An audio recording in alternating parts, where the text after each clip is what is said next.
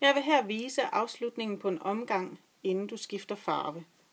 Den sidste fastmaske på omgangen hækles, garnet klippes og en nål trådes med garninden.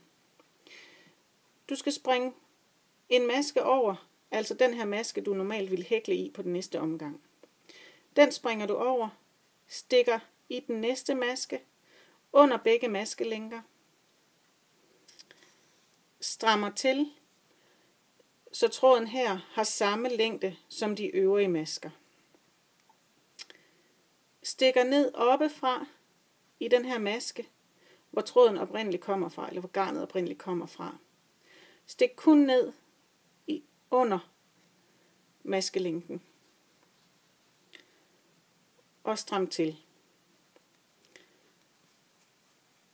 Nu ligger den her syede maske og er fuldstændig magen til de øvrige maskelænker. Sådan her vil jeg slutte et hvert hæklearbejde, fordi så får jeg den her usynlige afslutning, og ikke den der bule, man normalt får, hvis man slutter med en kædemaske. Tråden her, den hæfter jeg i hånden af nemheds skyld til den næste video, så vi ikke har for mange trådeender.